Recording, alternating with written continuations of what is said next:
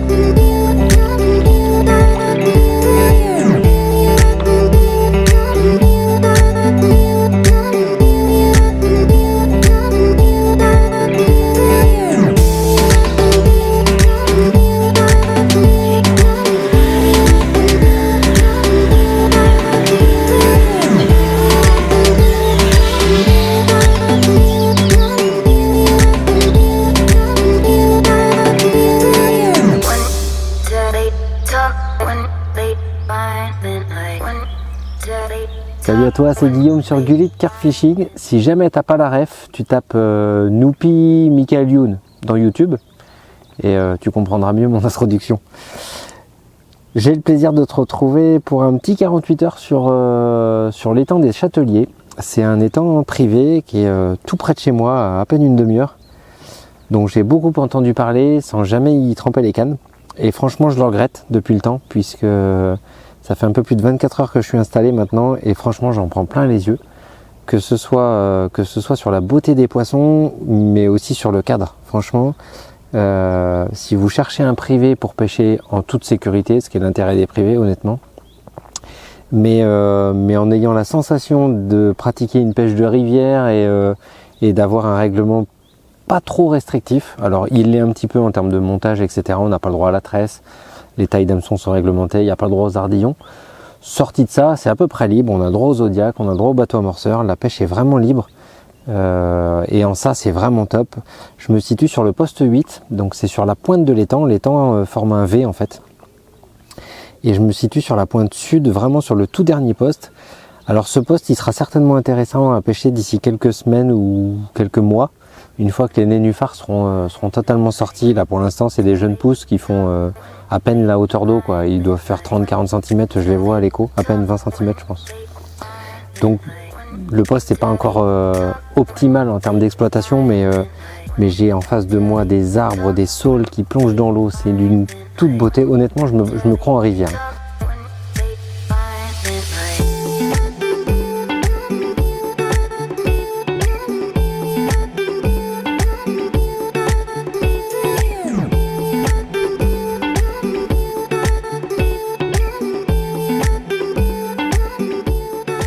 Donc un lieu que je vous invite vraiment à venir découvrir, l'étang des Châteliers, c'est situé à Chantecorps dans le 79. Donc je suis arrivé vendredi matin, 9h30, j'ai pas posé les cannes avant 14h, le temps de faire connaissance avec les propriétaires et honnêtement j'avais envie de prendre mon temps. Je me suis pas précipité à poser les cannes, pourtant je suis là que jusqu'à dimanche, donc j'avais pas spécialement de temps à perdre, mais voilà, quand je découvre un nouveau lieu, j'aime bien prendre le temps de connaître les propriétaires et mine de rien en apprendre un peu sur l'étang. Et puis arrivé sur le poste, je me suis interdit de pêcher pendant les 2-3 premières heures. J'ai beaucoup observé, ce qui m'a mine de rien permis de capturer des poissons assez rapidement puisque j'ai vu quelques poissons se manifester en surface, que ce soit quelques marsouinages ou des sauts sur des zones très précises qui avaient d'ores et déjà, dès mon arrivée, attiré pas mal mon attention, mais qui sont pas forcément des spots évidents. Autant en face de nous on a des arbres qui tombent dans l'eau, des choses comme ça, on sait que c'est des tenues régulières et je pense que bon nombre de pêcheurs vont tendre là-bas. Moi j'avais repéré un petit village, un petit village où résistent de nombreux Gaulois. Moi j'avais repéré un petit virage entre deux zones d'arbres morts en fait. Et je pensais que cette pointe était un lieu stratégique de passage des poissons et non pas une tenue. Je cherche pas forcément à pêcher les tenues, moi je cherche plutôt des zones de passage. Et du coup, c'est là que j'ai vu 2 carpes sauter dans la première heure dès mon arrivée. Donc j'ai posé la première canne là-bas et à peine après avoir mis cette première canne, j'étais en train de partir en zone pour aller prospecter, pour aller déposer la deuxième, que la première a déroulé. Donc retour en 4e vitesse sur le poste. J'ai pris la canne qui pêchait frein serré du coup pour éviter d'aller dans les obstacles. Et je réussis à toucher une très belle miroir de presque 23 kg, à peine 23 kg. Et ça une demi-heure après avoir posé la canne quoi. Donc il était 14h30, quelque chose comme ça. Donc j'ai vraiment pas regretté d'avoir pris le temps d'observer avant de poser les cannes. Je le dis à chaque fois, le repérage c'est vraiment le maître mot dans la pêche. Ça passe aussi par l'observation. Donc je voulais éviter d'arriver avec une trop forte pression de pêche. Donc je m'étais fixé comme objectif de pêcher vraiment au spot. Une bille ou des appâts artificiels. Vraiment, si elle crachait sur la bille, j'ai joué sur les 2 tableaux. Et du PVA. Et du PVA. Le temps de prendre la température, voir si ça pouvait déclencher des touches ou pas. Donc 0 amorçage dans les 24 premières heures quasiment. Ça m'a permis de toucher 2 poissons coup sur 2 de mes cannes. J'ai fait une très jolie coille. Vraiment atypique, très jolie. Autant la miroir était très jolie en termes de morphologie, et puis en plus c'était une two-tone, une bicolore, elle avait la tête et l'arrière de la tête un peu plus clair, c'était vraiment un très joli poisson. Donc franchement ma pêche était faite dès la première journée, j'étais vraiment comblé. D'autant plus que faire dérouler 2 cannes sur 3, c'était déjà un bel objectif. Je me fixe toujours dans toutes mes pêches comme objectif d'essayer de trouver la pêche sur toutes mes cannes, en sachant qu'aucune de mes cannes pêche les mêmes spots en général. J'essaie d'étaler mes cannes de manière à essayer de trouver les endroits les plus productifs. Et même en 48 heures, contrairement à ce que j'entends dire, on arrive à construire sa pêche. Le tout c'est de le gérer intelligemment. Je pense qu'avec 24 heures de recul, là, puisqu'on est samedi en fin d'après-midi, si j'étais arrivé et que j'avais balancé beaucoup d'appâts sur mes spots, je pense que ces poissons je les aurais pas touchés en fait.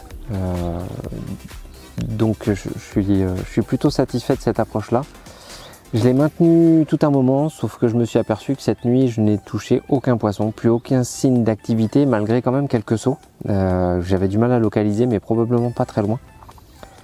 Et je touche pas de poisson, alors que j'ai eu quelques échos des postes situés en pleine eau là-bas qui touchaient du poisson. Alors moi il faut savoir que je suis dans une zone où il y a 80 cm d'eau à peu près en moyenne, avec un chenal qui a 1m10 à peu près, 1m30. Mais globalement, voilà, c'est la zone la moins profonde du plan d'eau. On a une semaine de plein soleil. Il fait 20 degrés l'après-midi, il fait entre 8 et 10 degrés la nuit. Donc malgré tout, il fait pas très froid. Donc je pense que les poissons se rassemblent ici, ou en tout cas passent ici la journée pour se faire dorer la pilule. En tout cas, profiter des températures d'eau un peu plus clémentes. En revanche, la nuit, je pressentais qu'ils puissent quitter le lieu pour aller plutôt sur la pleine eau. Et j'ai la sensation que c'est ce qui s'est passé, puisque cette nuit, vraiment zéro activité, quoi. Donc c'est certainement l'une de mes premières erreurs, c'est d'avoir continué de pêcher les mêmes spots pour la nuit, hélas sans résultat.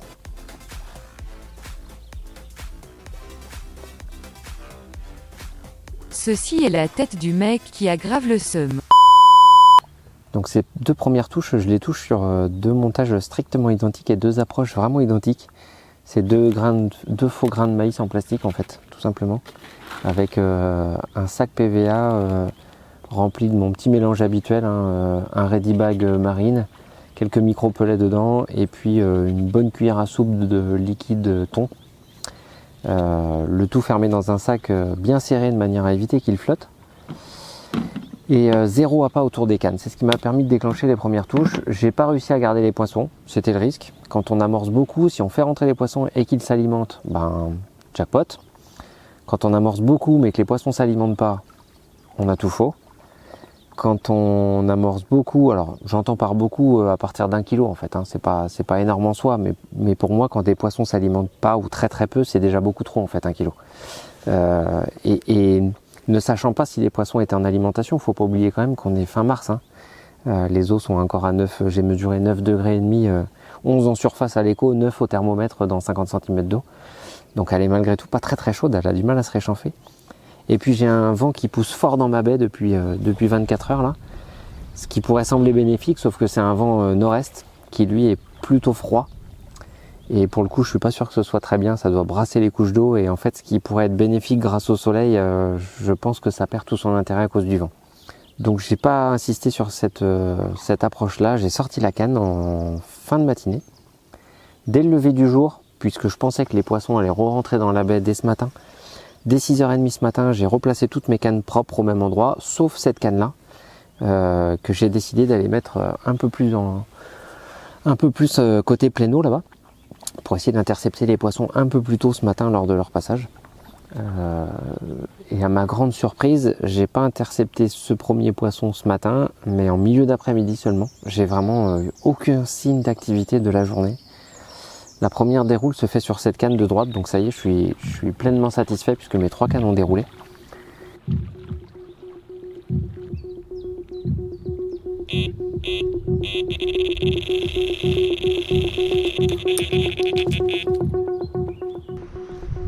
Est-ce que je saute dans le zod ou pas? Ça a l'air de venir tranquillement.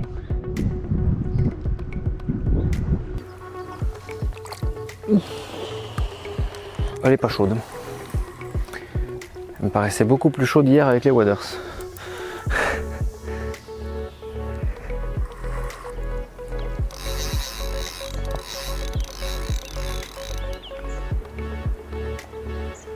Donc ici, puisqu'on pêche sans ardillon, j'essaie de faire en sorte de surtout ne pas les troyer une fois que je les ai sortis des obstacles et qu'il n'y a pour moi plus aucun risque. Il n'y a aucun intérêt à les brider trop fort, donc je libère un peu le frein. Ça encaisse un petit peu mieux les à-coups. Ici, la tresse est interdite, donc déjà en nylon, on va pouvoir jouer sur l'élasticité. Et puis je ne sais pas si vous avez remarqué, mais je commence à mouliner avant même de descendre la canne. Elle est en colère celle-ci.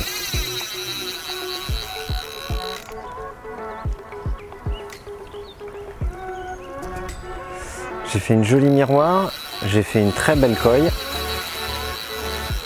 Est-ce que ce serait pas une jolie commune bien combative? Donc je vous disais, ce que je fais, c'est ce que j'aimerais pouvoir faire, c'est de commencer à mouliner avant de descendre la canne pour être sûr vraiment de ne pas laisser de mou. Puisque mon frein est desserré, de toute façon, même si je mettais trop en tension la ligne, ça débridait le frein. Donc. Bon, après, je vous dis qu'il est desserré, c'est des 3,5 livres quand même, mais assez un train. Il n'est pas tant desserré que ça, mais visiblement, elle est en colère celle-ci.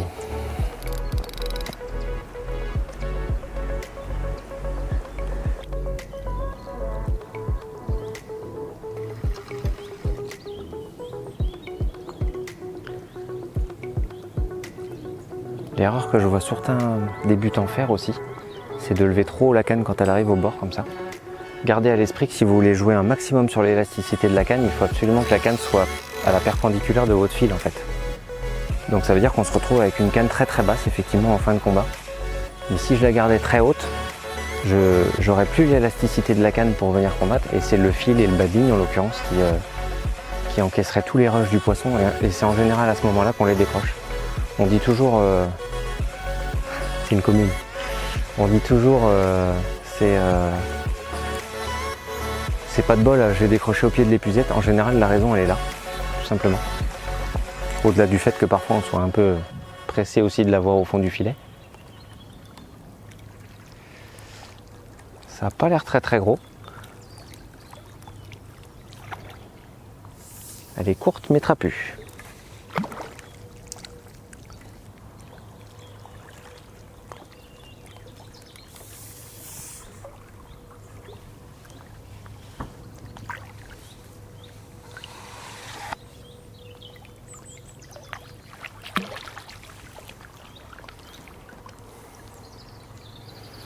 J'avais pressenti un combat de commune.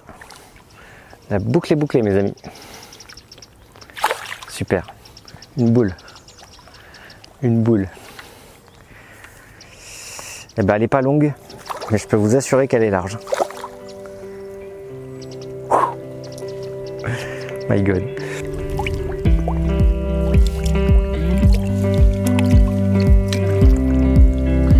Avec ces hameçons sans ardillon, c'est vraiment idéal.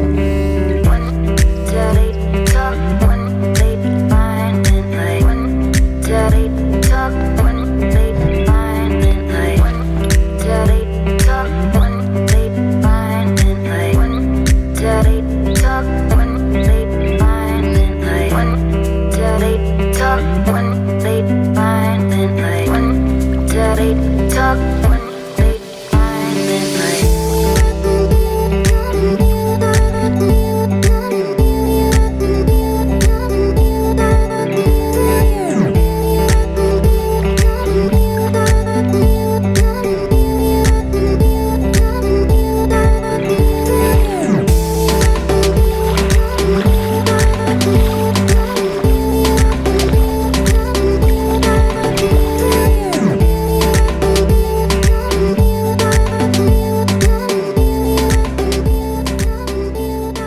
Et cette canne là, contrairement aux autres, je l'ai échée avec une petite pop-up Milky, une pop-up blanche, toujours pour jouer sur l'effet visuel. En journée comme ça, les faux grains de maïs, les petites pop-up légèrement décollées mais flashy, en tout cas j'adore jouer là-dessus, surtout quand l'eau est relativement claire comme c'est le cas ici et avec un ensoleillement maximal. Donc j'ai eu cette approche là, et puisque c'est des billes qui sont en test en ce moment chez Fast Fishing, j'ai souhaité quand même essayer d'amorcer un petit peu, voir si ça faisait rentrer des poissons et si la bille avait un impact sur les déroules. Donc j'en ai pas mis beaucoup, j'ai dû mettre 300-400 grammes de billes en 15 mm pur, accompagné toujours du même ready bag, hein, du même sac PVA. Et donc ça m'offre cette première déroule de l'après-midi, les autres cannes sont restées totalement muettes. Ça veut dire que les poissons, probablement, je n'irai pas jusqu'à dire qu'ils ont déserté la zone, mais vraiment je vois plus de traces d'activité, donc ça m'inquiète un petit peu. En pleine eau là-bas, j'ai eu quelques échos des deux équipes qui pêchent le plan d'eau. Il s'est fait quelques poissons cette nuit, 2 poissons en moyenne dans la nuit sur les postes de pleine eau, donc ça me conforte dans l'idée que les poissons avaient certainement migré vers là-bas. Voilà, je pense avoir trouvé la pêche en tout cas sur des pêches de journée, donc ça me reconforte pour attaquer demain matin comme il faut. Et cette nuit, je mise tout sur ce nouvel amorçage que je vais commencer à exploiter aux alentours de 19 ou 20 heures, je pense.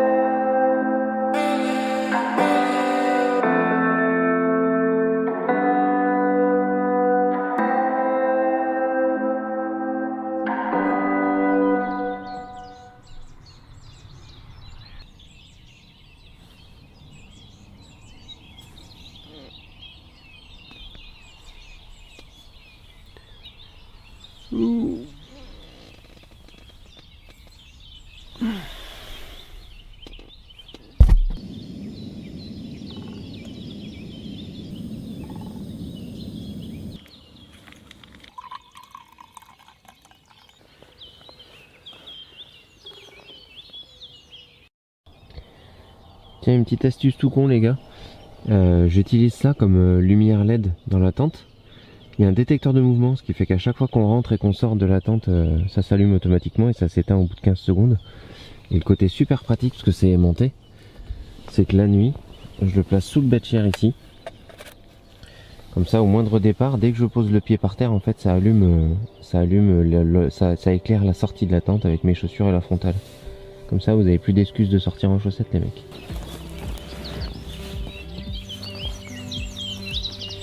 Bon, hélas, les nuits se suivent et se ressemblent. Deuxième nuit sans la moindre activité sur mes cannes. Si toutefois j'ai bloqué un poisson, je vous le montre évidemment. Sinon, je vous remercie d'être toujours aussi nombreux à me suivre sur ma chaîne. Vous êtes près de 3500 je crois maintenant.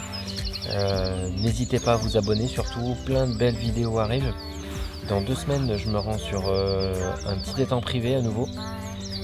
En famille cette fois-ci, voilà, c'était le deal. Et puis fin avril, je vais partir une semaine sur le mythique lieu de Cabanac.